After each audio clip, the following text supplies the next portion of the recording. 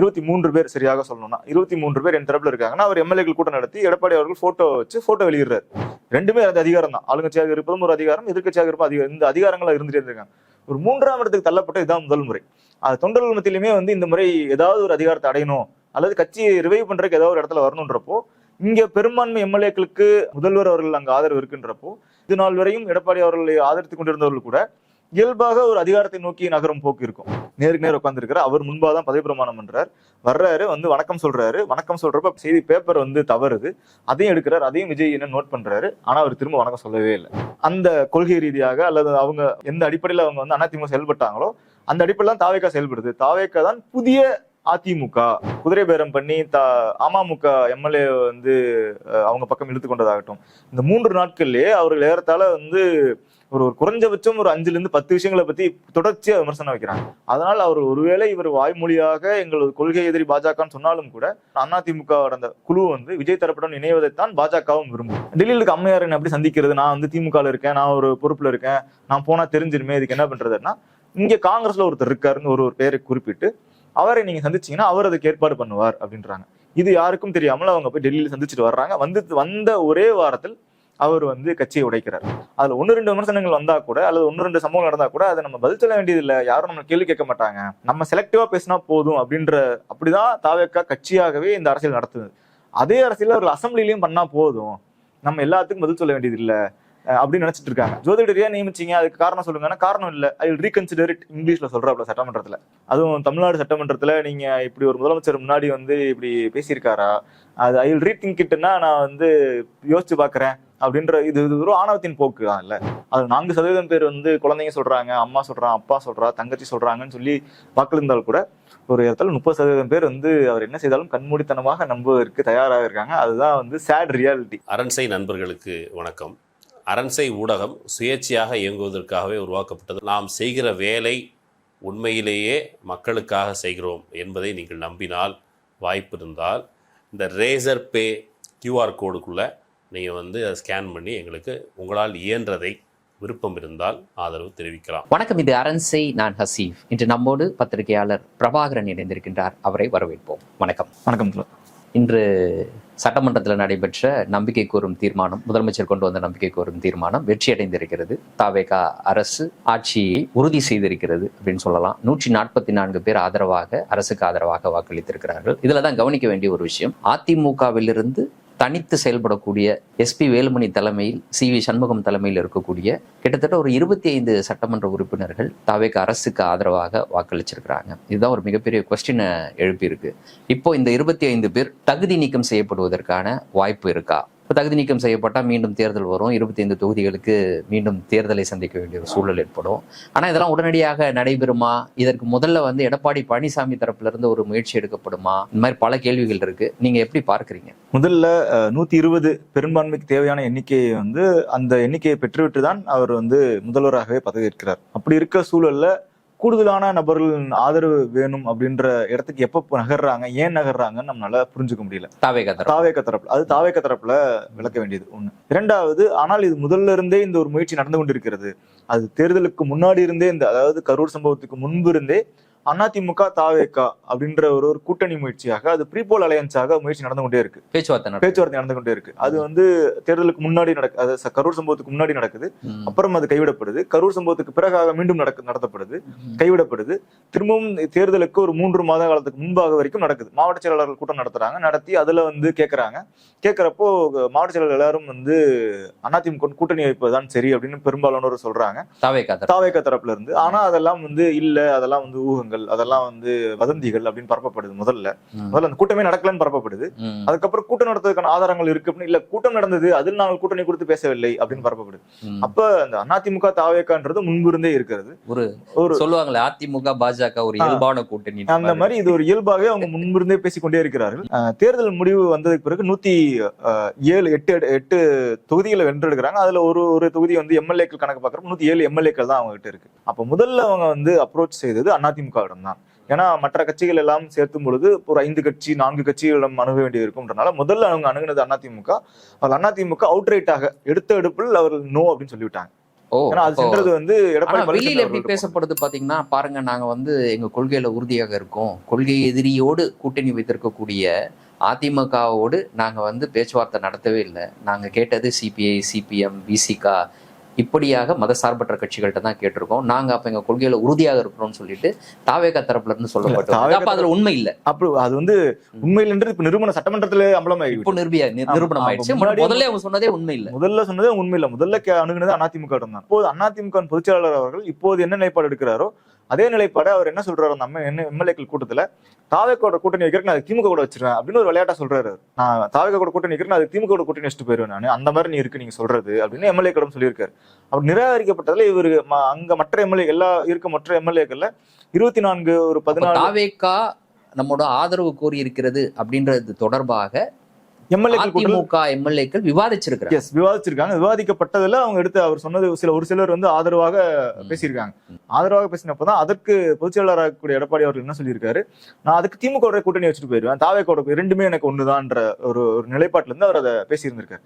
அதில் அப்செட் ஆன ஒரு பகுதி எம்எல்ஏக்கள் தான் ஏறத்தாழ ஒரு 2 நாளைக்கு முன்னாடி வரைக்கும் அந்த எண்ணிக்கை வந்து 30-34 இருந்தது.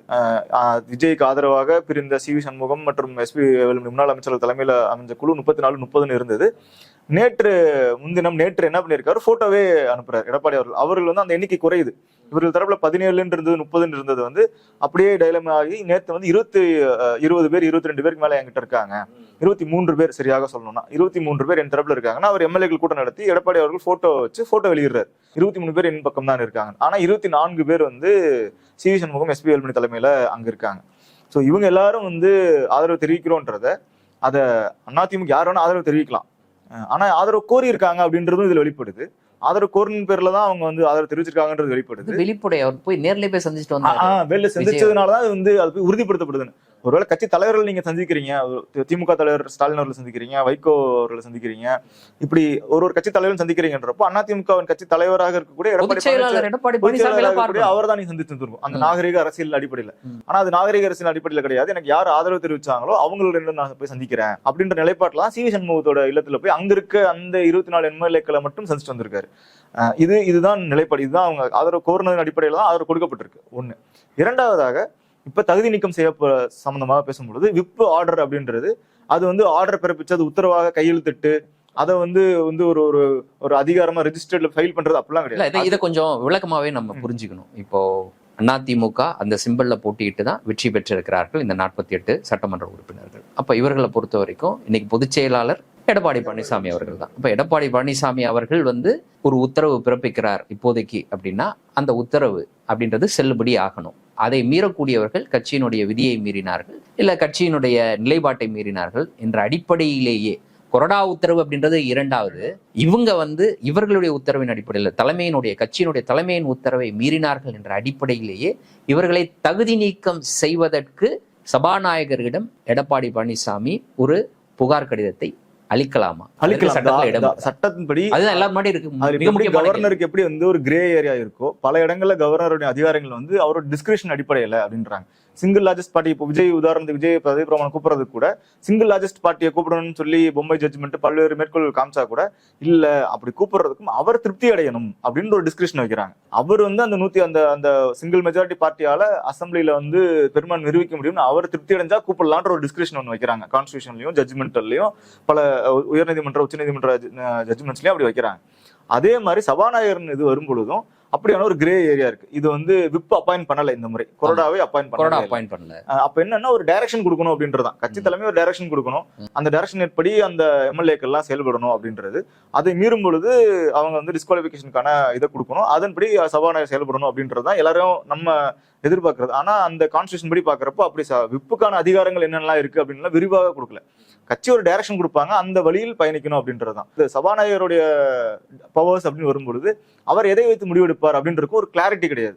அது ஏன்னா இப்ப விப்பே அப்பாயின்ட் பண்ணல, அவர் இதை வந்து ஒரு லூப் எடுக்கலாம். ஏன்னா கொறடாவே வந்து ஏத்துக்கல, கொறடா யாரும் தெரிஞ்சாதானே நம்ம அதுக்கேற்ற மாதிரி அது நடவடிக்கை தேர்ந்தெடுக்கப்பட்ட பிறகுதான் கொறடா உத்தரவு பிறப்பிக்க முடியும். அதற்கு முன்னர் வந்து கட்சியினுடைய தலைமை பிறப்பிக்கக்கூடிய உத்தரவு அப்படின்றது கொறடா உத்தரவாக கருத முடியுமா அப்படின்றது எங்க கான்ஸ்டிடியூஷன்ல இருக்கா, இல்ல சபாநாயகர் குறித்தான அதிகாரங்களுக்குள்ள அது வருதா அப்படின்லாம் அந்த கிளாரிட்டி இப்போதையும் நமக்கு கிடையாது.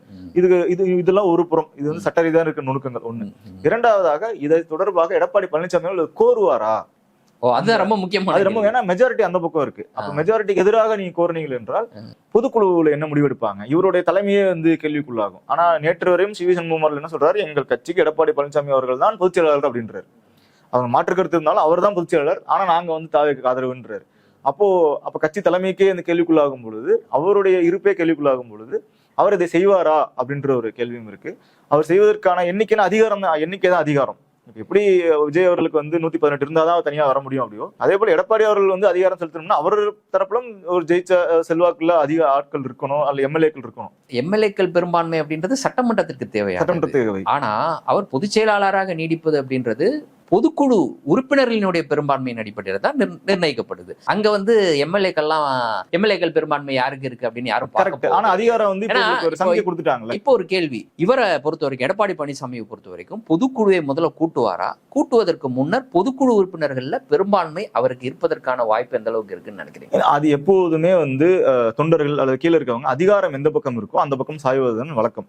இப்போ இந்த அதிகார மையத்தை வந்து ஒருவேளை நேற்று விஜய் சந்திக்காமல் இருந்திருந்தால் அது எடப்பாடியிடமே வந்து இருந்திருக்கிறதுக்கான வாய்ப்புகள் கூடுதலா இருக்கும். இன்று முதல்வர் அவர்கள் ஒரு ஒரு சைடு எடுத்துட்டார். அப்ப சைடு எடுத்துட்டாருன்னா ஆளும் அரசு அல்லது ஆளும் இங்க இருக்க கட்சியுடன் ஒரு இணக்கமான போக்கு இருக்கு. அதுல வந்து ஒரு அதிகாரம் பெற முடியும். அது ஒருவேளை இப்போது அமைச்சரவையாக இல்லாவிட்டாலும் கூட, ஒருவேளை அது வந்து இப்போது எந்த பலன்கள் இல்லாட்டி கூட உள்ளாட்சி தேர்தலில் ஒரு பலன்கள் கிடைக்கலாம். உள்ளாட்சி தேர்தலில் அவங்களோட கூட்டணியில் போட்டிட்டு சில இடங்கள்ல கீழே இருக்க கிளைக்கழகங்கள் இருக்கவங்களோ அல்லது மாவட்டங்கள வட்டங்கள்ல அவங்களோட எதிர்பார்ப்பு வந்து ஒரு 5 ஆண்டு காலம் ஆட்சியில் இல்லாமல் இருந்திருக்கும். அதிமுகவை பொறுத்தளவை அவர்கள் வந்து ஆளுங்கட்சியாகவோ எதிர்கட்சியாகவோ தான் தொடர்ந்து பயணிச்சிருக்காங்க. திமுக 13 ஆண்டுகள் எதிர்கட்சியாக இருந்த வரலாறு இருக்கு. தொடர்ந்து 10 ஆண்டுகள் இருந்திருக்காங்க. 2011 இருந்து 2021 வரைக்கும் ஆட்சி இல்லாத தான் இருந்திருக்கு. அதிமுகவை பொறுத்தவரை ஒன்று ஆளுங்கட்சியாக இருந்திருக்காரு அல்ல எதிர்கட்சியாக இருந்தது. அதிகாரம் இல்லாமல் அவங்களால இருந்ததே இல்லை. பெரும்பாலும் ரெண்டுமே அந்த அதிகாரம் தான். ஆளுங்கட்சியாக இருப்பதும் ஒரு அதிகாரம், எதிர்கட்சியாக இருப்பதும் இந்த அதிகாரங்களா இருந்துட்டே இருக்காங்க. ஒரு 3ஆம் இடத்துக்கு தள்ளப்பட்ட இதுதான் முதல் முறை. தொண்டர்கள் மத்தியிலுமே வந்து இந்த முறை ஏதாவது ஒரு அதிகாரத்தை அடையணும் அல்லது கட்சியை ரிவைவ் பண்றதுக்கு ஏதாவது ஒரு இடத்துல வரணுன்றப்போ இங்க பெரும்பான்மை எம்எல்ஏக்களுக்கு ஆளும் கட்சியாக இருக்கக்கூடிய தாவேகா முதல்வர் அவர்கள் அங்க ஆதரவு இருக்குன்றப்போ கீழே இருக்கும் இயல்பாக அந்த ஒருவேளை இது நாள் வரையும் எடப்பாடி அவர்களை ஆதரித்துக் கொண்டிருந்தவர்கள் கூட இயல்பாக ஒரு அதிகாரத்தை நோக்கி நகரும் போக்கு இருக்கும். இதுக்கு ரொம்ப இன்னும் எக்ஸாம்பிள் சொல்லணும்னா, தேர்தல் வாக்கு எண்ணிக்கை நடந்து கொண்டு இருக்கப்பவே சில மாநில முதலமைச்சர்களுக்கு வந்து அல்லது முதலமைச்சராக தேர்ந்தெடுக்கப்பட வாய்ப்பு இருக்கக்கூடியவர்களுக்கு வந்து பிரதமர் மோடி அவர்கள் சில தேர்தல்களில் வாழ்த்து சொல்லியிருக்காரு. அப்போ அது எல்லாரும் குற்றச்சாட்டு இருக்கும். வாக்கு எண்ணிக்கையே முடியாத பொழுது எப்படி இப்படி சொல்லலாம் சொன்னாருன்னா அது இவர் தான் வரப்போறாருன்ற ஒரு சமிக்கையை கொடுத்து அது எலெக்ஷன் கமிஷன்ல ஒரு பயாஸ் ஏற்படுத்திடாதா, கவுண்டிங்ல அது ஒரு தாக்கத்தை ஏற்படுத்தும் அப்படின்னு குற்றச்சாட்டு வச்சிருந்தாங்க. அந்த மிஷின்ல அப்படிலாம் பண்ண முடியுமா, இல்ல அது மாறுவாங்கன்னு நமக்கு தெரியாது. அந்த குற்றச்சாட்டு எவ்வளவு தூரம் உண்மை. ஆனா அதுவே அப்படி பார்க்கும் பொழுது பிரதமர் ஒரு வார்த்தை சொல்றதே வந்து அவங்களுக்கான ஆதரவு நிலைப்பாட போக்க கடைபிடிக்கும், அதுக்கு வாய்ப்பு இருக்குன்றப்போ இங்க கட்சியில 3ஆம் இடத்துல கட்சிக்கு அதிகாரமே இல்லை. ஒரு நல்ல அதிகாரம் மிக்க ஒருவர், ஆல்ரெடி அதிமுகவுடன் கூட்டணி பேச்சுவார்த்தையில் இருந்த ஒருவர், அவர் வந்தா ஒரு 200 தொகுதிகள் வரைக்கும் அதிமுக ஜெயிக்க முடியும்ன்ற ஒரு சூழல்ல பேசிக்கிட்டு பேச்சுவார்த்தையில் இருந்த ஒருத்தர் அவர் இப்போ ஒரு தரப்புக்கு ஆதரவு தெரிவிக்கிறார். எடப்பாடி பழனிசாமி இப்போ வரையும் ஒரு சந்திக்கவே இல்லை. இன்னும் நுவான்ஸா சொல்லணும்னா இந்த சந்திப்புகளுக்கெல்லாம் முன்னாடியே எல்லாரும் அதிமுகல இருந்து பதவியேற்கிற, அதாவது எம்எல்ஏக்காக பதவியேற்க வந்த அனைவரும் வந்து முதல்வர் அவர்களை வந்து வணக்கம் சொல்லிதான் போறாங்க. அதுல திமுகவில் இருக்க ஓபிஎஸ் அவர்கள் வணக்கம் சொன்னதுக்கு கூட மீண்டும் அவர் வந்து திரும்பவும் வணக்கம் சொல்றார் முதல்வர் அவர்கள். ஆனா எடப்பாடி பழனிசாமி அவர்கள் முதல்வர்களுக்கு வணக்கம் வைக்கிறார், முதல்வர் அதுக்கு பதிலாக வணக்கம் சொல்லவே இல்லை. இதெல்லாம் நோட் பண்ணுவாங்க. இதெல்லாம் வந்து நீங்க ரொம்ப நோட் பண்றீங்க, அவ்வளவுலாம் அதுல இருக்காது அப்படின்னு நம்ம சொல்லலாம். அது நீங்க கவுண்டர் கூட பண்ணலாம், நானும் கூட சொல்லலாம். அவ்வளவுலாம் அது இருக்க வாய்ப்பு இல்லை. மேபி அந்த நேரத்துல அவர் பார்க்காம, ஆனா நேருக்கு நேர் பார்க்கிறார், நேருக்கு நேர் உட்காந்துருக்கிறார். அவர் முன்பாதான் பதவி பிரமாணம் பண்றாரு, வர்றாரு, வந்து வணக்கம் சொல்றாரு. வணக்கம் சொல்றப்ப செய்தி பேப்பர் வந்து தவறுது, அதையும் எடுக்கிறார், அதையும் விஜய் என்ன நோட் பண்றாரு. ஆனா அவர் திரும்ப வணக்கம் சொல்லவே இல்லை. இந்த பவர் சென்டர் சுவிட்சிங்கையும் மக்கள் நோட் பண்றாங்களோ இல்லையா, அதிமுக தொண்டர்கள் இது கூர்மையா நோட் பண்ணுவாங்க. யார் பக்கம் அதிகாரம் இருக்கு, யார் சொல்றது செல்லுபடி ஆகுது, யார் பக்கம் நின்றால் நமக்கு வந்து வாய்ப்புகள் இருக்கும் வெற்றி தேர்தலில் ஜெயிக்கிறது. கடந்த முறை எப்படி ஓபிஎஸ் அவர்களும் எடப்பாடி அவர்களும் வந்து பிரிஞ்சிருந்தப்போ ஓபிஎஸ் இடம் இருந்த ஆதரவு எம்எல்ஏக்களோ அல்லது ஆதரவு பொறுப்பாளர்களோ கூட கொஞ்சம் கொஞ்சமாக எடப்பாடி பழனிசாமி அவர்கள் பக்கம் போனாங்க. ஏன்னா அங்கதான் அதிகமான நபர்கள் இருக்காங்க, அங்கதான் அதிகாரம் இருக்கு, அங்க போனதான் சீட்டு கிடைக்கும், அங்கதான் வந்து அதிகாரம் இருக்குன்றப்போ இங்க இருந்தவங்க எல்லாம் போய் அந்த பக்கம் சேர்ந்ததையும் நம்ம பார்த்திருக்கோம். மீண்டும் கடைசியில பன்னீர்செல்வம் அவர்கள் ஒரு குறுகிய ஒரு 5 நபர் ஒரு 10 நபராக இருந்து அப்புறம் அவர்களுமே கூட கொஞ்சம் கொஞ்சமாக திமுகவுக்கு போன பிறகு கடைசியாகத்தான் பன்னீர்செல்வம் அவர்கள் திமுக போய் இணைந்தார். அந்த மாதிரி எடப்பாடி பழனிசாமி அவர்கள் இப்படி தனித்து நிக்க விடப்படுறாருன்றப்போ இப்போ இருக்க அவர்கள் எம்எல்ஏக்கள் எண்ணிக்கையே வந்து ஒருவேளை கேபினெட் தரப்போறாங்க, அந்த 24 பேர்ல யாரோ ஒருத்தருக்கு அமைச்சர் பதவி வழங்கப்படுற வாய்ப்பு இருக்கு, அல்லது அவர்கள் ஆதரவாளர்களுக்கு உள்ளாட்சியில் வந்து பொறுப்புகள் வழங்கப்பட்டிருக்கு, அது மேயராகவோ துணை மேயராகவோ அல்லது இன்னும் பிற பொறுப்புகள் தரப்பட வாய்ப்புகள் இருக்கு, கோஆபரேட்டிவ் சொசைட்டி தேர்தல் வருது அதுல வந்து வாய்ப்பு இருக்கு அப்படின்னா அதெல்லாம் கீழே ரிஃப்ளெக்ட் ஆகும். ஏன்னா அதிமுகவை பொறுத்தவரை அது கீழே வந்து ரொம்ப க்ளோஸ்லி ரொம்ப இறுக்கமான ஒரு கட்சி, கீழே கிளைக்கழகங்கள் வந்து ரொம்ப நெருக்கமா இருக்கும், அவ்வளோ டைட்டான கட்சி. அதனாலதான் ஒரு 10 ஆண்டு காலமாக தேய்மானம் இருந்து கொண்டே இருந்தாலும் அந்த கட்சி இன்னும் அலைவா இருக்கு.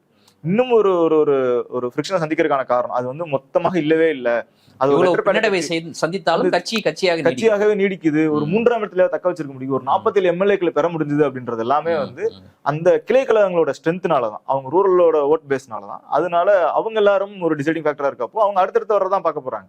அவங்களுக்கு எம்எல்ஏக்கள் வாய்ப்பு கிடைக்காதுன்னு அவங்களுக்கு தெரியும். அவங்களுக்கு இருக்கிறதெல்லாம் கிராமங்கள்லயும் கிளை கழகங்களையும் வந்து உள்ளாட்சி தேர்தலும் கோஆபரேட்டிவ் எலெக்ஷனோ அல்லது அங்க லோக்கல்ல இருக்க வாரியங்களோ அதெல்லாம் தான் அவங்களோட இதா இருக்கும். அது பாக்குறப்போ இப்போ முதல்வர் இவர் தான் இருக்கப்போ வாரியத்துல வந்து ஒரு வாய்ப்பு கிடைக்கும்.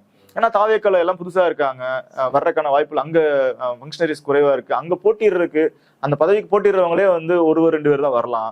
அப்படி இருக்கப்போ ஆல்ரெடி இருக்கவங்க இருக்கு, அந்த அதை தான் கிளைக்கழகங்கள் பார்ப்பாங்கன்னு நான் பாக்குறேன். இப்ப நீங்க சொல்றத பார்க்கும் பொழுது யார் உண்மையான அதிமுக, யார் தலைமையில் இன்னைக்கு அதிமுகவாக செயல்பட போகுது அப்படின்றத முடிவு செய்யக்கூடிய சக்தியாக இன்னைக்கு விஜய் மாறி இருக்கிறாரா அப்படின்ற மாதிரி நம்மளால உணர்ந்து கொள்ள முடியுது. ஏன்னா நீங்க சொல்லும் போது பார்க்கும்போது இப்போ எஸ்பி வேலுமணி, சிவி சண்முகம் தலைமையிலான இந்த குழுவை அங்கீகரித்து அவங்களுக்கு வந்து ஆட்சியில் அதிகாரத்தில் இடம் அளித்து அவர்களோடு கைகோர்த்து அடுத்து வரக்கூடிய தேர்தல்களை சந்திப்பது அப்படின்ற மாதிரி முடிவை தாவேகா எடுத்துச்சுன்னா அது கீழ்மட்டத்தில் பிரதிபலிக்கும். அந்த வகையில பொதுக்குழு உறுப்பினர்கள் உட்பட தொண்டர்கள் உட்பட இந்த குழுவுக்கு தான் தங்களுடைய ஆதரவை தெரிவிப்பார்கள். அந்த இடத்தில் எடப்பாடி பழனிசாமி தனிமைப்படுத்தப்படுவார் அப்படின்னு பார்க்கும் பொழுது இன்னைக்கு தாவேகா தான் யார் உண்மையான அதிமுக அப்படின்னு முடிவு செய்யக்கூடிய ஒரு சக்தியாக மாறி இருக்கு. இல்லாட்டினா தாவேகா இன்னைக்கு நிர்ணயம் செய்து நீ தான் அதிமுகவா இருக்கணும் அப்படின்னு புரிஞ்சுக்கலாமா? இல்ல, இது தாவேகா விஜய் அல்லது வந்து ஆதவ அர்ஜுனா அல்லது ஒரு தனி நபர் கட்சின்னு பார்க்காம அது ஒரு அதிகாரம். அந்த அதிகாரத்தில் நாளைக்கு விஜய் இல்லாம வேற யாரோ ஒரு புது கட்சி பிஎஸ்பி கட்சியை சேர்ந்த ஒருவர் வந்து அங்க முதல்வராக இருக்கார், அல்லது பிஎஸ்பி இல்ல வேற ஏதோ வந்து சமாஜ்வாதி கட்சி அங்கிருந்து வந்து இங்க ஏதோ தேர்தலாம் பண்ணி ஜெயிச்சு வெற்றி வந்து அங்க அதிகாரத்துக்கு வர்றாங்க. அதிகாரம் அதை முடிவு செய்யுது. அது Vijay is not calling the shots, it is the power that is calling the shots. அப்படி பார்க்கும்பொழுது அது இன்னொன்னு இவங்க எல்லாரும் வந்து இப்போ இந்த தேர்தலில் உண்மையான அதிமுகவாக பாக்குறாங்க அப்படின்னா அது உண்மையான அதிமுக என்ன, அதிமுக எதனால் கட்டமைக்கப்பட்டது, திமுக எதிர்ப்பு அப்படின்ற ஒரே ஒரு இதுல மட்டும்தான் மாறுபட்டு அதுல இருந்தான் கட்டமைக்கப்பட்டதுதான் முழுக்க அதிமுக. அவங்க முதல் தேர்தலில் இருந்து கடைசி தேர்தல் வரைக்கும் திமுக எதிர்ப்பை தவிர வேற எந்த இதுலயும் கன்சிஸ்டன்டா இருந்ததில்லை. அப்படி இருக்கப்போ ஒரு புதிய அதிமுகவாக நீங்க சொல்றது வந்து அதிமுகவை புதிய அதிமுகவாக பார்க்கல, தாவேகாவை புதிய அதிமுகவாக பார்க்கிறார்கள். அதனால் அவர்கள் தான் வந்து திமுகவை எதிர்க்கிறதுல வந்து வலிமையா இருக்காங்க அப்படின்றதுல அப்ப இவங்க யார சொல்றாங்களோ அவங்க தான் வந்து திமுகவை எதிர்ப்பாங்க. ஏன்னா நேற்று ஒரு போற போக்குல ஒரு குற்றச்சாட்டையும் வைக்கிறார், அந்த குற்றச்சாட்டை மறுக்கவும் பட்டிருக்கு. திமுகவுடன் கூட்டணி வைப்பதற்காக எடப்பாடி பேசினார் அப்படின்றது வந்து அதுதான் மிகப்பெரிய குற்றச்சாட்டு. இப்ப நீங்க திமுக எதிராக வைக்க போற குற்றச்சாட்டு வந்து நீங்க அப்படி சொல்லவே முடியாது. திமுக மீது வைக்கக்கூடிய குற்றச்சாட்டு என்னன்னா பாஜகவுடன் கூட்டணி பேசினார்கள் அப்படின்னாதான் அங்க மிகப்பெரிய குற்றச்சாட்டு திமுக மேல. அதிமுக மேல வந்து நீங்க என்ன குற்றச்சாட்டு வச்சாலும் இதெல்லாம் தேர்தல் இருக்கிறது தானே அப்படின்றாங்க. ஆனா அதிமுக மீது நீங்க திமுகவோட கூட்டணி வைக்க போறீங்கன்றதான் பெரிய குற்றச்சாட்டு. அந்த குற்றச்சாட்டை அவர் வைக்கிறப்போ ஏன்னா திமுக எதிர்ப்புல தான் கட்டமைக்கப்பட்டது அதிமுகவே. அப்ப திமுகவோட இணையறாங்க அப்படின்ற குற்றச்சாட்டு வைக்கிறப்ப அப்ப உண்மையான அதிமுக வந்து சிவி சண்முகமோ எஸ்பி வேலுமணியோ கிடையாது, தாவேகா தான் அந்த கொள்கை ரீதியாக அல்லது அவங்க வச்சிருக்க அந்த அடிப்படை எந்த அடிப்படையில அவங்க வந்து அதிமுக செயல்பட்டாங்களோ அந்த அடிப்படையில தான் தாவேகா செயல்படுது. தாவேகா தான் புதிய அதிமுக அப்படின்ற நிலைப்பாட்டுல அப்ப அவர் சொல்றது அவரை வந்து இவங்க தான் ஆதரிக்கிறார், சிவி சண்முகம் எஸ்பி வேலுமணி அவர்கள் ஆதரிக்கிறாங்கன்னா அப்ப அவங்க தான் வந்து உண்மையான ஆட்கள் அப்படின்ற பார்வையில இருந்து அதை அணுகுவாங்க. பவர் ஒண்ணு, இரண்டாவது அவங்க அடிக்கோடு வச்சிருக்கிறது ஆன்டி டிஎம்கேன்றது. ஆன்டி டிஎம்கேல தாவேகா இருக்கு. அந்த தாவேகா வந்து அதிமுக அதாவது சிவி சண்முகம் எஸ்பி வேலுமணி தலைமையிலான அதிமுக ஆதரிக்கிறாங்கன்றப்போ அதுதான் உண்மையான அதிமுக. இப்போ இன்னொரு முக்கியமான பிளேயரை மறந்துட்டு நம்ம பேசிட்டு இருக்கோம், பாஜக அப்படின்ற ஒரு பிளேயர். பாஜகவுக்கு இங்க ஒரே ஒரு எம்எல்ஏ, அவரை வச்சு எதுவும் பண்ணிட முடியாது. பட் பாஜகவினுடைய அந்த அதிகாரம், ஒன்றியத்தில் இருக்கக்கூடிய அந்த அதிகாரம் இதுவரைக்கும் அதிமுகவை பாஜக பின்னாடி இருந்து இயக்கிக்கிட்டு இருக்கு. பாஜக சொல்றதை தான் இன்னைக்கு அதிமுக செய்யக்கூடிய ஒரு சக்தியாக குறுக்கப்பட்டிருக்கு தமிழ்நாட்டில் அப்படின்றது ஒரு பொதுவான குற்றச்சாட்டு. இப்போ அந்த பாஜக எதை அங்கீகரிக்கும்னு நீங்க நினைக்கிறீங்க? எந்த தரப்புக்கு ஆதரவாக நிற்கும்னு நீங்க நினைக்கிறீங்க? எடப்பாடி பழனிசாமி தொடர்ந்து எவ்வளவு நெருக்கடி வந்தாலும் நம்மோடு கூட்டணியில இருந்தாரு, நம்ம சொல்றதை கேட்டுக்கிட்டு நடந்தாரு. அப்படிப்பட்ட எடப்பாடி பழனிசாமிக்கு ஆதரவாக பாஜக களம் இறங்குமா? அதோடு சேர்ந்து இந்த அதிமுகவை இன்னொரு குழுவாக கொண்டு போயிருக்கக்கூடிய எஸ்பி வேலுமணியாக இருக்கட்டும் சரி, சிவி சண்முகமாக இருக்கட்டும் சரி, அவர்களும் கூட பாஜக தலைமைக்கு நெருக்கமாக இருந்த நபர்கள் தான். இப்ப அவர்கள் கொள்கை எதிரி, பாஜக என்னுடைய கொள்கை எதிரின்னு சொல்லக்கூடிய அந்த கட்சியோடு இணைந்து அதிகாரத்திலையும் ஆட்சியிலையும் பங்கு எடுத்துக்கிறாங்க அப்படின்னா பாஜக அதை எப்படி பார்க்கும்னு நினைக்கிறேன்? பாஜகவை பொறுத்தளவுக்கு அவர்களுக்கும் ஆள் ஒரு பிரச்சனை கிடையாது. அங்க எடப்பாடி இல்லை, அங்க எஸ்பி வேலுமணி இல்லை, வேற யாராவது ஒரு கிளை கழகத்துல இருக்க ஒருவர் அங்க தலைமைக்கு கொண்டு வரணும்னா அவங்கள பொறுத்தளவுக்கு ஆள் ஒரு பிரச்சனையே கிடையாது. பாஜகவுக்கு இருக்கிறது இங்க இருக்க அந்த ஐடியாலஜிக்கல் ஸ்ட்ரென்த் தான் அவங்களுக்கு இருக்க பெரிய வலி. இங்க ஏதோ ஒன்றும் இல்லை, திமுக 6 மாத காலத்துக்கு விமர்சிக்க மாட்டோம்னு சொன்னாங்க. ஆனா திமுகவால் ஒரு நாள் கூட சும்மா இருக்க முடியல. எதிர்கட்சியாக வந்த பிறகு ஜோதிடர் ஒரு ஸ்பெஷல் ஆபீசர் ஆன் டியூட்டியாக நியமிக்கிறதாகட்டும், இபி பில் 200 யூனிட் சொன்னதை 500க்கு குறைவா இருக்கவங்களுக்கு தான் 200 யூனிட் அப்படின்னா 2 மாசத்துக்கு ஒரு வாட்டி தான் அப்படின்றது. அது அப்ப 100 யூனிட் என்ன ஆகுதுன்ற கேள்விக்குள்ளாகிறதாகட்டும். அப்புறம் குதிரை பேரம் பண்ணி அமமுக எம்எல்ஏ அவங்க பக்கம் இழுத்து கொண்டதாகட்டும். இந்த 3 நாட்கள்லயே அவர்கள் ஏறத்தாழ ஒரு குறைஞ்சபட்சம் ஒரு 5ல இருந்து 10 விஷயங்களை பத்தி தொடர்ச்சியா விமர்சனம் வைக்கிறாங்க. சோ அப்படி இருக்க அதுவும் வெறும் போற போக்குல இருக்க விமர்சனம் இல்ல, ஒரு எதிர்க்கட்சி அப்படின்ற விமர்சனம் கிடையாது. எல்லா விமர்சனத்துக்கு பின்னாலும் ஒரு லாஜிக்கல் வைக்கிறாங்க. உதாரணத்துக்கு ஜோசியரை போட்டது என்ன பிரச்சனை, அதுல என்ன தப்பு அப்படின்னு கேட்கிறப்போ, இல்ல நீங்க யார வேணா வெளியிருந்து ஒருவரை உங்களோட கட்சியில் உள்ள செய்தி தொடர்பாளரை கூட நீங்க போட்டுக்கோங்க, இல்ல கட்சியில ஏதோ ஒரு பொறுப்புல இருக்கவரை கூட நீங்க ஆபீசர் ஆன் டியூட்டியா போட்டுக்கோங்க. ஆனால் அவர் ஒரு ஜோதிடர், அது ஒரு மூட நம்பிக்கை, அது சயின்டிபிக்காக நிரூபிக்கப்படாத ஒண்ணு. அதை நீங்க எப்படி அவரை எப்படி அரசு அதிகார இடத்துல போடலாம் அப்படின்றத அவங்க கேள்விக்குள்ளாக்குறாங்க. அவங்க உங்களுக்கு தெரிஞ்சவங்கள சொந்தக்காரங்களை போட்டுட்டீங்க, இல்ல மாமா மச்சானுக்கு ஆபீசர் டியூட்டி கொடுத்துட்டீங்கன்னு கேட்கல. அதையும் ஒரு கொள்கை வழியிலிருந்து அவங்க எதுக்குறாங்க. இந்த கொள்கை வழியிலிருந்து எதுக்குற கூட்டம் அதிகம் இருக்கிறப்போ இந்த கொள்கைகள் எல்லாம் பாஜகவுக்கு நெருடலாக இருக்கும். ஆனா இதெல்லாம் இதெல்லாம் செய்யக்கூடிய தாவேக்கா அவருக்கு ஒரு பெரிய சிக்கலாகவே இருக்காது. அதே இடத்துல அதிமுக இருக்கப்போ அதிமுகவும் அவருக்கு ஒரு பெரிய சிக்கலாகவே இருக்காது. அதனால் அவர் ஒருவேளை இவர் வாய்மொழியாக எங்களது கொள்கை எதிரி பாஜகன்னு சொன்னாலும் கூட அதிமுக அந்த குழு விஜய் தரப்புடன் இணைவதைத்தான் பாஜகவும் விரும்பும். அதுதான் அவர்கள் நிலைப்பாடு. ஏன்னா அங்க இவ்வளவு இறுக்கமான கொள்கைகள் கிடையாது. நீங்க யாரும் எல்லாரும் முதல் நாள் எல்லாரும் ஆண்டவன் பெயரால் உறுதிமொழி ஏற்கிறோம் அப்படின்றதுல தொடங்கினாங்கனாலே அங்கேயே முதல் அடி முடிஞ்சிருது. நீங்க ஒரு செக்குலர் பார்ட்டி, நியூட்ரல் பார்ட்டினா நீங்க உளமாறல பதவி ஏற்றிருக்கணும். ஆண்டன் பேரல்னா அப்போ ஒரு எந்தெந்த அவங்கவுங்க நம்பிக்கையின் அடிப்படையில் நீங்க எடுக்கிறீங்க, அப்ப நீங்க எப்படி நியூட்ரலா இருப்பீங்க அப்படின்ற கேள்வி அங்கிருந்தே எழ ஆரம்பிக்குது. அதனாலதான் நான் அண்ணாவில் தொடங்கி எம்ஜிஆர் தொடங்கி எல்லாரும் உளமாறன்னு எடுத்தேன். எம்ஜிஆர் ஒரு நம்பிக்கை உள்ளவர் என்றாலும் கூட அவர் ஆரம்பத்துல உளமாறன் தான் எடுக்கிறாரு அப்படின்னு தான் நான் படிச்ச வரைக்கும். ஒருவேளை ஐ மேபி ராங். ஆனா அதற்கு பிறகு அம்மையார் ஜெயலலிதா வந்ததுக்கு பிறகுதான் அது அந்த ஷிஃப்டே நடக்குது அப்படின்றாங்க. அப்ப நீங்க ஆண்டவன் பெயரால் அப்படின்றப்போ அடுத்து எந்த ஆண்டவன் பெயரால் அப்படின்ற கேள்வி எழுது. நீங்க வெளியிருக்கப்ப நான் கோயிலுக்கு போய் ஒரு இந்து கோயிலுக்கு போறப்ப நான் இந்து தான் அப்படின்னு சொல்லி எழுதி கொடுத்துட்டு நீங்க கோயிலுக்குள்ள போகலாம். ஒரு கிறிஸ்தவ சர்ச்சுக்குள்ள போறப்போ நீங்க மண்டிக்கிட்டு பிரேயர் பண்ணலாம். ஒரு மசூதிக்கு போகும்பொழுது அங்க நீங்க உங்களை ஒரு இதா நிலைப்பாடு காமிச்சுக்கலாம். ஆனா சட்டமன்றத்துக்குள்ள வரும்பொழுது நீங்க யாரா இருக்கிறீங்க, சட்டமன்றத்தில் வரும்போது நீங்க கான்ஸ்டிடியூஷன் அடிப்படையில் தான் நீங்க செயல்பட முடியும், அரசியலமைப்பு சட்டத்துக்கு உட்பட்டு தான் நீங்க செயல்பட முடியும். அப்ப நான் ஒரு பைபிள் அடிப்படையிலையோ குரான் அடிப்படையிலையோ அல்லது பகவத்கீதையின் அடிப்படையிலையோ அல்லது மனுசாஸ்திரத்தின் அடிப்படையிலோ சனாதன அடிப்படையிலோ நான் சட்டமன்றத்தில் செயல்படுவேன் அப்படின்னு நீங்க சொல்ல முடியாது. இந்த அடிப்படை இதெல்லாம் கேள்விக்குள்ளாக்குறது தான் பாஜகவுக்கு இருக்க கஷ்டங்கள். இதெல்லாம் நீங்க கேள்விக்குள்ளாக்குனீங்கன்னா பாஜக நல்லா பேச முடியாது. அதெல்லாம் விஜய் கேள்விக்குள்ளாக்கல. அவர் அங்க பைபிள் பேசுறதை ஊக்குவிக்கிறாரு, ஒரு ஜோதிடர் நியமனத்தை ஊக்குவிக்கிறாரு. அவரே தன்னையே பல இடங்கள்ல ஒவ்வொரு இடத்துக்கு ஏற்ற மாதிரி தன்னை காண்பித்துக் கொள்கிறார். ஒவ்வொரு மதமாக காமித்துக் கொள்கிறாருன்றப்போ இதெல்லாம் அவங்களுக்கு ஈஸி தான். அப்ப ஒரு மதமாக காமிக்கும் பொழுது ஏதோ ஒரு மதமாக நீங்க காமிக்கிறீங்கன்றப்போ அது அவரை அவருக்கு கவுண்டர் பண்ணி அவரை வலுவிழக்க வைக்கிறதும் ஈஸி தான். அவரை தன் பக்கம் சாய்த்துக் கொள்வதும் ஒரு ஈஸி தான். இப்ப இதை எப்படி புரிஞ்சுக்கலாமா? தாவேக்காவை டைலூட் பண்றதுக்கு இந்த எஸ்பி வேலுமணி தலைமையிலான இந்த அதிமுகவினர் பயன்படுவார்கள். பாஜகவால் பயன்படுத்தப்படும் அப்படின்னு புரிஞ்சுக்கலாம். தாராளமாக பால்ல தண்ணி கலக்கிற மாதிரி. இரண்டு திராவிட கட்சிகள் மோனோபிளியா இருக்கிறது தான் ஒரு முறையும். இது வந்து விஜய் மட்டும் கிடையாது. இந்த ஸ்டேச்சரை வந்து ஏறத்தாழ 1967 இருந்து இரண்டு கட்சி ஆட்சி முறை அப்படின்னு வரும்போது, அது அப்ப இருந்தே ரெண்டு கட்சி ஆட்சி முறையா தான் இருக்கு. ஒன்னு திமுக காங்கிரஸ் அப்படின்னு இருந்தது, திமுக அதிமுக இருந்தது. இதெல்லாம் இருக்கும் பொழுது திமுக காங்கிரஸ் வலுவாக இருக்கிறாங்கன்றப்பவே இதை வந்து காங்கிரஸோ அல்லது யாரோ ஒரு டெல்லியில இருந்து அப்படின்னு நம்ம புரிஞ்சுக்கலாம். இது வந்து ஒரு ஒரு ஒரு ஒரு ஃபோர்ஸ் அப்படின்னு வச்சுக்கலாம். அது வந்து ஒரு கட்சியாக இருக்கணும்னு அவசியம் கிடையாது. அந்த ஃபோர்ஸ் ஒரு முறையும் அது டெல்லி அப்படின்னு நம்ம புரிஞ்சுக்கணும். அந்த ஃபோர்ஸ் ஒரு முறையும் இந்த இரண்டு கட்சி வலுவிழக்கும் பொழுது அது எப்படி வலுவாக இருக்கு அப்படின்னா, ஐடியாலஜிக்கலி ஸ்ட்ராங்கா இருக்கு. காங்கிரஸுக்கு ஒரு தத்துவத்தோடு நிக்கிறாங்க, திமுக ஒரு தத்துவத்தோடு நிக்கிறாங்கன்றப்போ அது வந்து அந்த சக்திகளுக்கு விரும்ப மாட்டாங்க. அவங்க ஒரு முறை என்ன பண்ணுவாங்க, இந்த ideological politics versus identity politics, அதாவது அடையாளம் கரிஷ்மா அப்படின்ற பாலிடிக்ஸ் செஞ்சுக்கிட்டே இருப்பாங்க. அது மத்தியில் இருக்க காங்கிரஸும் செய்யும், அதில் பாஜகவும் செய்யும், அல்லது இன்னும் பிற சக்திகளும் அதை செய்யக்கூடும். அப்படி இருக்கப்பதான் எம்ஜிஆர் அவங்க முதல் முறை வந்து இந்த ஐடியாலஜி பாலிடிக்ஸ் எதிராக ஐடென்டிட்டி பாலிடிக்ஸ் முதல்ல நுழைக்கிறாங்க. 77 அவர் முதல் முறை ஆட்சிக்கு வந்தா கூட அதை செஞ்சது காங்கிரஸ் தான்ன்றது நமக்கு தெரியறதுக்கு 20 வருடங்கள் ஆச்சு. விகடன்ல போலீஸ் மனிதர்கள் அப்படின்ற ஒரு தொடர்ல 12வது தொடரோ 14வது எபிசோடோ, அந்த எபிசோட்ல ஒரு உளவுத்துறை அதிகாரி குறிப்பிடுறார். அவர் வந்து இப்போது நவீன காலத்துல இருக்க ஐடி என்ஃபோர்ஸ்மெண்ட் டைரக்டரேட் மாதிரி அப்போ வந்து இருந்த ஒரு அமைப்பு, பினான்ஸ் தொடர்பாக குற்றங்கள் தொடர்பாக இருக்க அமைப்புல வந்து இவரோட படங்கள்ல அவர் சம்பாதிச்ச சொத்துக்கள் தொடர்பாக ஒரு சிக்கல்கள் இருந்தது. அப்போ ஒரு சில சிக்கல்களை சந்திச்சாரு. அப்போ மத்தியில் இருக்கவங்க வந்து ஒரு உளவுத்துறை அதிகாரி அனுப்பி, இந்த மாதிரி இதுக்கெல்லாம் வந்து உங்களுக்கு தீர்வு கிடைக்கும், நீங்க வந்து கட்சியை உடைக்கணும், டெல்லியில இருக்க அம்மையாரை போய் சந்திங்க அப்படின்னு சொல்றாங்க.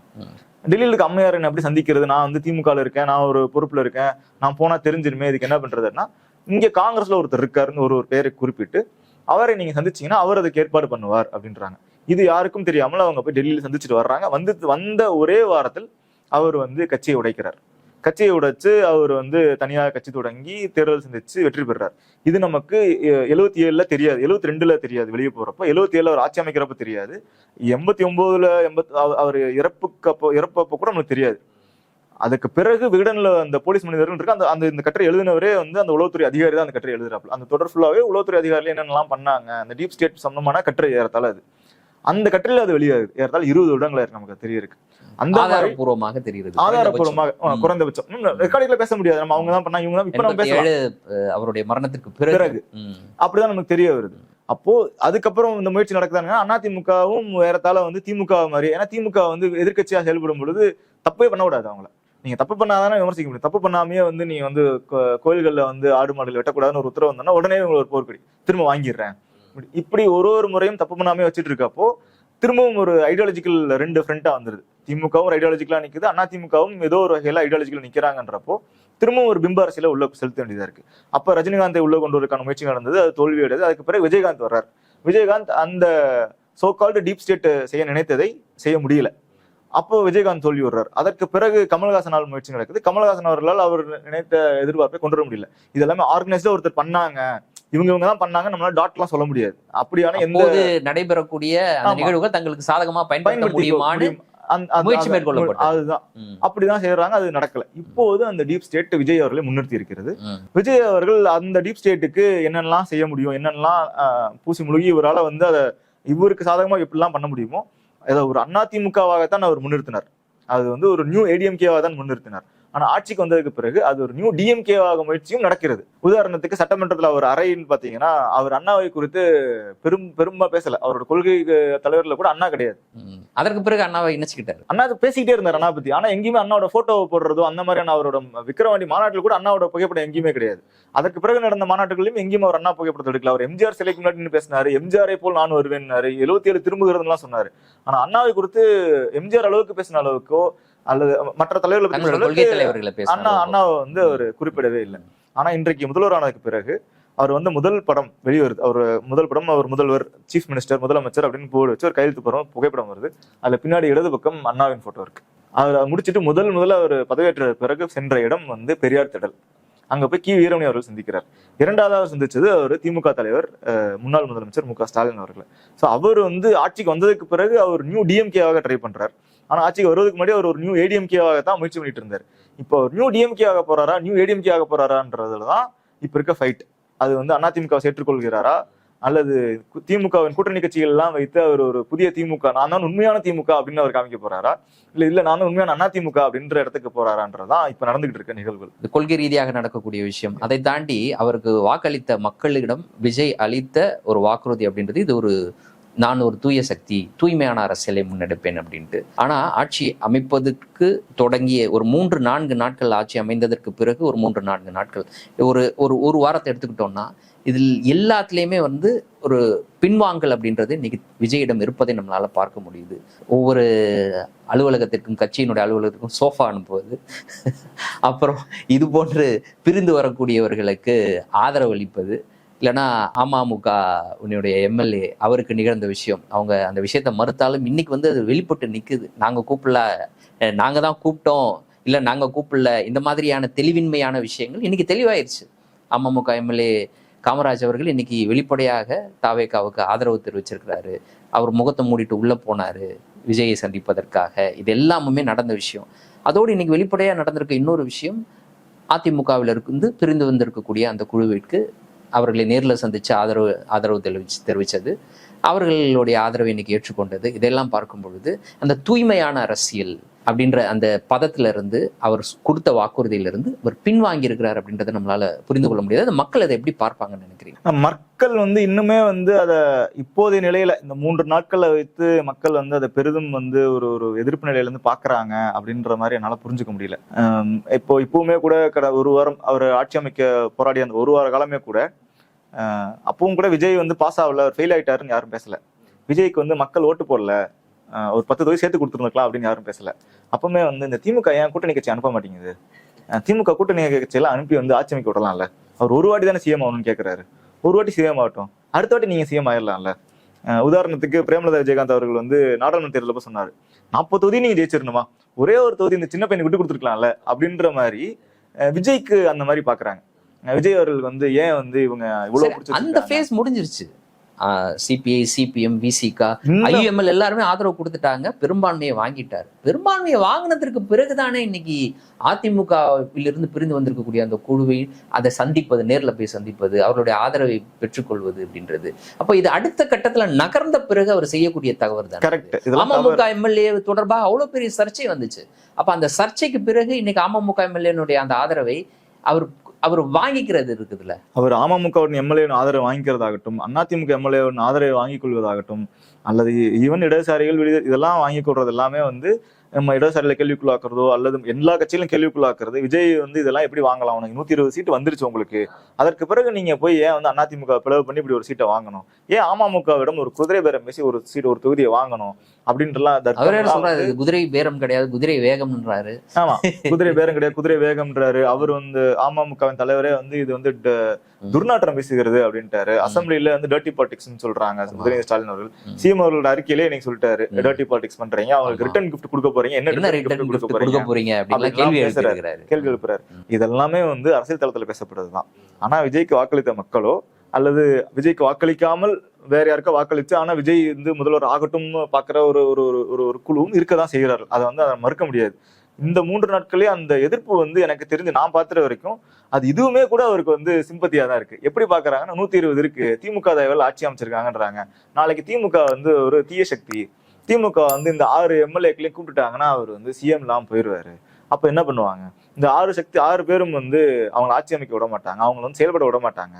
அண்ணன் ஒரே பவர் சென்டரா இருக்கணும்னு நினைக்கிறாரு, இவங்க ஒரு பவர் சென்டரா இருப்பாங்க, இவங்க திமுக கட்டுப்பாட்டுல இருக்காங்க, அதனால இவங்க எல்லாம் திமுக சொல்றதெல்லாம் இங்க செய்யணும்னு எதிர்பார்ப்பாங்க. இப்படிதான் மக்கள் பாக்குறாங்க. இது நம்ம அரசியல் தளத்துல அல்லது ஒரு பத்திரிகையாளர் மத்தியில, அரசியல் தலைவர்கள் மத்தியில இதெல்லாம் ஒரு எதிர்ப்பு. இது எப்படி வந்தவர் மக்கள் நம்பிக்கை அளிச்சு வாக்களிச்சிருக்காங்களே, ஏன் முன்னாள் முதல்வர் அவர்களே கூட மக்கள், இளைஞர்கள் உங்கள் மீது நம்பிக்கை வைத்திருக்கார்கள், நீங்க செய்வீங்க என்ன இல்ல இப்ப அதை ஒரு அருவமா சொல்லலாமா? மக்கள் எல்லோருமே அப்படிதான் பாக்குறாங்க. ஏன்னா இன்னைக்கு எல்லோருமே சொல்லல. இன்னைக்கு எதிர்கட்சி தலைவர் ஒரு விளக்கமா ஒரு டேட்டாவோட பேசினாரு. உங்களுக்கு வாக்களித்தவர்களுடைய எண்ணிக்கை அப்படின்ற அடிப்படையில் அவர் பேசினாரு.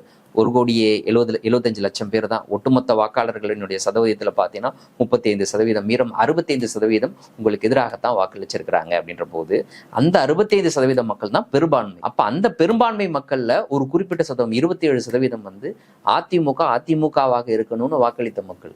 இப்ப அதிமுகவில் ஒரு பிளவு ஏற்படுவதற்கு காரணம் விஜய் அப்படின்ற போது அந்த 27% மக்கள்கிட்ட இந்த அதிருப்தி ஏற்படாதா?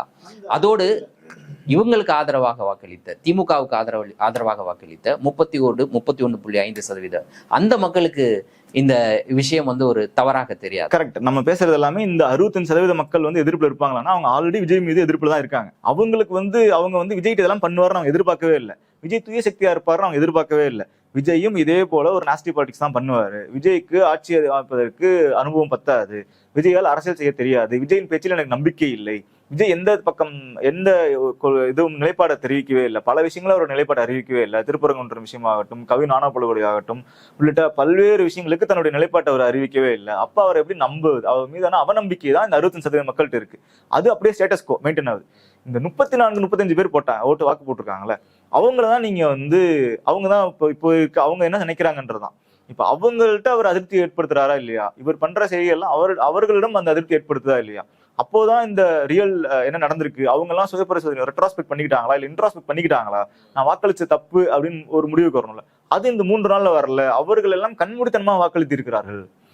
அவர்கள் வந்து ஒரு மாற்றம் அப்படின்ற ஒரு பஸ்வேர்டுக்காகவோ, அல்லது 2 திராவிட கட்சிகள் வேண்டாம்ன்ற பஸ்வேர்டுக்காகவோ, அல்லது விஜய் ஏதோ சொல்றாரு அவர் ஒரு முறை வரட்டுமே அப்படின்ற ஒரு பஸ்வேர்டுக்காகவோ, இல்ல விஜய் ரசிகர் நான், அவர் வந்து திரையில பார்த்திருக்கேன், அவர் திரையில சொன்னதெல்லாம் செஞ்சிருக்காரு, அவர் மக்களுக்கு வந்து அவரோட என்ஜிஓல இருந்து நிறைய செஞ்சிருக்காரு, அதனால செய்வாருன்ற நம்பிக்கையிலையும், என் குழந்தை சொன்னாங்க, எங்க அக்கா சொல்லுச்சு, என் தங்கச்சி சொல்லுச்சு, என் பொண்ணு சொல்லுச்சு, என் பையன் சொன்னா அப்படின்றதுக்காக வாக்களிச்சவங்களா இருக்காங்கல்ல, அவர்கள்ல ஒரு கணிசமான பேர் தான் இதை வந்து அருவருக்கத்தக்க இடத்துல பாக்குறாங்களே ஒழிய, கண்மூடித்தனமாக வாக்களித்தவர்கள் இன்னும் விஜய் வந்து ஒடுக்குறார்கள், விஜய் வந்து செயல்பட விட மாட்டேன்றாங்க, விஜய் வந்து இவங்க இன்னுமே வந்து கார்னர் பண்றாங்கன்னா அந்த அந்த கண்மூடித்தனமா ஆதரவளிச்ச கும்பல் அப்படிதான் இருக்கு. ஆனா இந்த 65% பேர் இப்பவும் 65% பேர் எதிர்ப்புல தான் இருக்காங்க.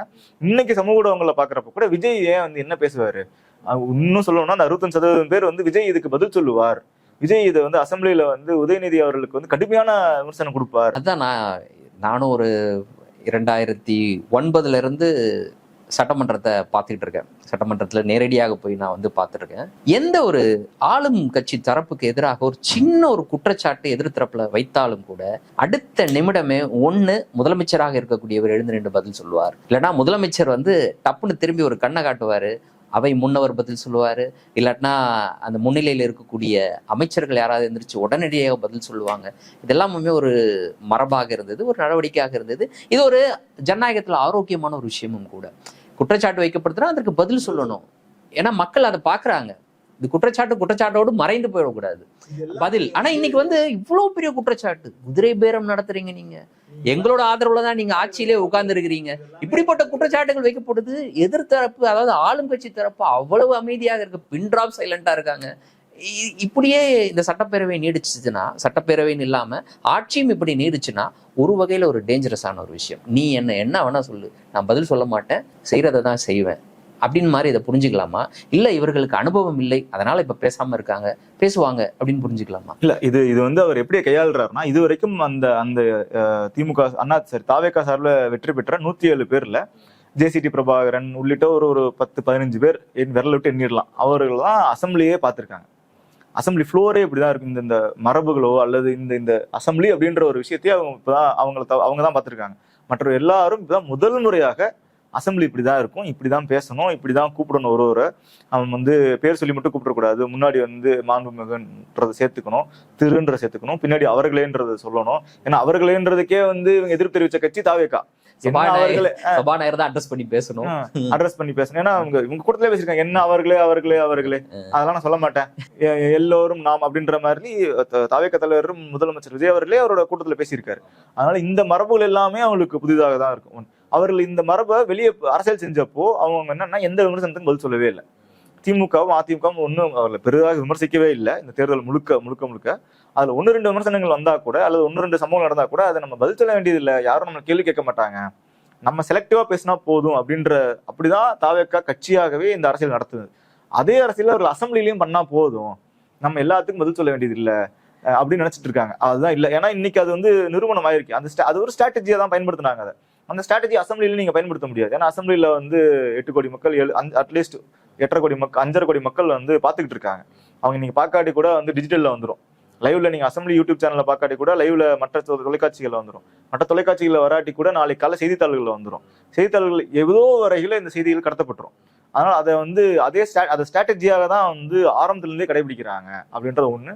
அனுபவம்ன்றது எல்லாத்துக்கும் தெரியும். ஆனா அனுபவம் இல்லைன்றத நம்ம வந்து அனுபவமே இல்லாட்டினா கூட இப்போ கூட வந்து செங்கோட்டையன் அவர்கள் சொல்லுவாங்கல்ல, என் மேல ஒரு குற்றச்சாட்டு வைக்கும் பொழுது எனக்கு பேசவே தெரியாட்டினா கூட நான் ஏதாவது ஒரு வகையில எதிர்வினையாற்ற ட்ரை பண்ணுவேன். எனக்கு பேசவே தெரியல, உன் லாங்குவேஜே புரியாட்டினா கூட உன் லாங்குவேஜ்ல எனக்கு எதிரான வன்மம் இல்லைன்னா எனக்கு எதிரான ஒரு கருத்து இருக்குது அப்படின்றத நான் புரிஞ்சுக்கிட்டாலும் கூட உடல் மொழியிலாவது நான் வந்து ஒரு எதிர்வினை ஆற்றுவேன். அப்படிப்பட்ட ஒரு எதிர்வினையா இல்லையே, மிகப்பெரிய குற்றச்சாட்டுல வைக்கிறாங்க உங்க மேல. இதெல்லாம் அவர்கள் வந்து ஸ்ட்ராட்டஜி. இது வந்து நான் வந்து பதில் சொல்லாம இருக்கிறது, உனக்கு ரியாக்ட் பண்ணாம இருக்கிறது ஸ்ட்ராட்டஜி அப்படின்னு பயன்படுத்திட்டு போறாங்க. இது ஏறத்தாழ நீங்க சொல்றது நீ என்ன வேணா சொல்லு, நான் செய்வதெல்லாம் செய்வேன் அப்படின்ற நோக்கி தான் நகரும். அதை நீச்சி இதை எதோட நம்ம கனெக்ட் பண்ணி பார்க்கணும்னா, அதனாலதான் அவர்கள் வந்து அதிமுக குழுவின் ஆதரவை பெற்றார்கள். திமுக கூட்டணியில் இருக்க இடதுசாரிகளோ, விடுதலை சிறுத்தைகளோ, ஐயுஎம்எலோ காங்கிரஸை விட்டு விடலாம் இதுல. ஏன்னா அவங்க ஆட்சியில் பங்கு, அதிகாரத்தில் பங்கு கோர போயிட்டாங்க. ஆட்சியில் பங்கு இல்லாம ஆதரவு தெரிவிக்கிற கட்சிகள் முதல் நாள் தமிழ்தாய் வாழ்த்து பின்தள்ளப்பட்டதுல இருந்து கடைசியாக ஜோதிடர் அவர்கள் வந்து ஆபீசர் ஸ்பெஷல் டியூட்டியா நியமிக்கப்பட்டது வரை வந்து ஒரு இதுக்கும் விமர்சிச்சிருக்காங்க. எதுக்கும் விமர்சிக்காம எதையும் வந்து இல்ல இதெல்லாம் இயல்பானதுதான், நடக்கலாம் அப்படின்னு அவங்க கடந்து போகல. அப்ப இப்படி இருக்கிறவங்க வந்து நாளைக்கு வந்து ஆட்சிக்கு ஒரு நெருக்கடி நிலை ஏற்படுத்தலாம். ஒரு பெரிய குற்றச்சாட்டை வச்சு அவங்க வெளியேறினாங்க அப்படின்னா அதுக்கு இவங்களால பதில் சொல்ல முடியாது. இது நாள் வரைக்கும் அவங்க பதில் சொன்னதே இல்லை. அவங்க அப்படி பழக்கப்பட்டதே கிடையாது. ஏன்னா பதில் சொல்றாங்க ஒன்றும் இல்லை அவங்க தரப்புல. ஜோதிடரையா நியமிச்சிங்க, அதுக்கு காரணம் சொல்லுங்கன்னா காரணம் இல்லை, ஐ வில் ரீகன்சிடர் இட் இங்கிலீஷ்ல சொல்றாப்ல சட்டமன்றத்துல. பிரேமலதா விஜயகாந்த் அவர்கள் வச்ச குற்றச்சாட்டுக்கு ஐ வில் ரீகன்சிடர் கூட ஐ வில் ரீதிங்க் இட் அப்படின்றாப்ல சட்டமன்றத்துல. அப்படி ரீதிங்க் இட்ன்றதை வந்து சட்டமன்றத்துல பேசலாமா?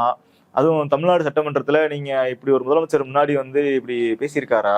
அது ஐ வில் ரீதிங்க் இட்னா நான் வந்து யோசிச்சு பாக்குறேன் அப்படின்ற இது ஒரு ஆணவத்தின் போக்கு தான். இல்ல அந்த துணியேன்றது வந்து ஒரு ஆணவத்தின் போக்கு தான். அது அந்த துணியில மட்டும் இல்லாம அவர் பதிலளிக்காம கடந்து போறது வரைக்கும் வந்து இது ஒரு ஆணவத்தின் போக்கு தான். இது ஏறத்தாழ வந்து இதை ஜெயலலிதா அவர்களோட கூட ஒப்பிட முடியாது. முன்னாள் முதலமைச்சர் அவர்கள் கூட வந்து எந்திரிச்சு கர்ஜித்து பதில் சொல்லியிருக்காரு. அவர் வந்து விஜயகாந்த் அவர்கள் எதிர்கட்சி தலைவராக இருக்கப்ப விஜயகாந்த் அவர்களுக்கு அவங்களே நேரடியாக பதில் சொல்லி இருந்திருக்காங்க. அவங்களாம் பேசி இருக்கிறாங்க. ஆமா. பட் இவர் இன்னமும் வந்து பேப்பர்ல ஏதாவது எழுதி கொடுக்கணும் அப்படின்னு வெயிட் பண்ணி காத்துக்கிட்டு இருக்கிறாரு. அந்த நிலைமை மாறணுமா? முதல்ல அந்த நிலைமை வந்து மாறக்கான வாய்ப்புகள் ரொம்ப ரொம்ப குறைவு. அவர்கள் எழுதி கொடுக்கிறது இயல்பா தானங்க. இப்போ ஒரு குற்றச்சாட்டு வைக்கிறவங்க அரசு மேல நீங்க வந்து எங்களோட ஆதரவு தான் ஆட்சி. நாங்க வந்து ஒரு பொலிட்டிக்கல் பிஏ, பொலிட்டிக்கல் ஆஃபீஸர் டியூட்டின்னு ஒரு ஜோதிடர் நியமிச்சோம். அவர் இருந்திருந்தாருன்னா அவர் காதுன்னு சொல்லியிருப்பாரு, இதுக்கு வந்து பொலிட்டிக்கலா இப்படிதான் நீங்க கவுண்டர் பண்ணணும். நீங்க அவரை நியமிக்க விட மாட்டேன்றீங்க, நீங்க வந்து எங்களை ஒடுக்குறீங்க, நீங்க வந்து எங்களை செயல்பட விட மாட்டேன்றீங்க, எழுதி கொடுக்குறீங்களா அதிகாரிகள் போட முடியல. இப்படிதான் அவங்க நம்பிக்கிட்டு இப்படி இதெல்லாம் வந்து அவங்க தரப்புல கட்டமைக்கப்படுறது. அது உண்மையோ பொய்யோ அதை வந்து அப்படியே ஏற்றுக்கொள்வதற்கு அந்த அவரை ஆதரித்த 34% பேர், அது 4% பேர் வந்து குழந்தைங்க சொல்றாங்க, அம்மா சொல்றான், அப்பா சொல்றா, தங்கச்சி சொல்றாங்கன்னு சொல்லி வாக்களித்தால் கூட ஒரு இடத்துல 30% பேர் வந்து அவர் என்ன செய்தாலும் கண்மூடித்தனமாக நம்புவதற்கு தயாராக இருக்காங்க. அதுதான் வந்து சேட் ரியாலிட்டி. அவர் பேசாம இருந்தாலும் அதை ஆதரிக்கிறாங்க. இது வந்து ஒரு தொடக்கம் தான். ஆமா, இவர்கள் இப்படியே இது இப்படியே இதுவாகவே ஒரு நடைமுறையாக இருக்கும் பட்சத்துல மக்களும் எதிர்த்து கேள்வி எழுப்பதான் செய்வாங்க. மக்கள் நிராகரித்து விடுவார்கள். கேள்வி எழுப்புறதை தாண்டி மக்கள் வந்து இது வந்து தமிழ்நாட்டு மக்கள் வந்து ஒரு முறை எல்லாத்துக்கும் வாய்ப்பு கொடுக்கறது இயல்பு. அது வந்து ஸ்டாலின் அவர்களுக்கு, முன்னாள் முதல்வர் ஸ்டாலின் அவர்களுக்கும் கொடுத்தாங்க. கலைஞர் அவர்களுக்கும் வந்து 10 ஆண்டு காலம் நாங்கள் வெளியேறணும்னு சொல்லி தான் ஸ்டாலின் திரும்ப வர்றப்போ அப்போ உள்ள வரும்போது அவ்வளவு குட்வில் இருந்தது திமுக அரசுக்கு. வெளியே போகும்போது கூட வந்து அதிருப்திகள் இருந்திருக்கு. அது ஒரு ஆவரேஜான அதிருப்தியாக தான் இருந்தது, ஒரு பூதாகரமான அதிருப்தியால். அப்படி ஒரு பூதாகரமான அதிருப்தியாக இருந்தது. இவங்க திமுக வேண்டாம் என்ற வெறுக்கிற அளவுக்கு இருந்திருந்தா திமுக 2ஆம் இடத்துல இருந்திருக்காரு. திமுக 3ஆம் இடத்துக்கு தூக்கி எறியப்பட்டிருக்கும். இன்னும் 3ஆம் இடத்துல தூக்கி எறிக்கப்பட்டது அதிமுக அளவுக்கு இந்த அளவுக்கு இருந்திருக்காது, இன்னும் மோசமாக தூக்கி இருந்திருப்பாங்க. 2011 சந்திக்காத தோல்வியா திமுக, 91 சந்திக்காத தோல்வியா, 91 2 தொகுதியில 2 தொகுதியில மட்டும் தான் வெற்றி பெறாங்க. அதுல பொறுப்பேற்றுக் கொண்டு முன்னாள் முதலமைச்சர் கலைஞர் பொறுப்பேற்றுக் கொண்டு ராஜினாமா பண்ணிட்டு போறாங்க.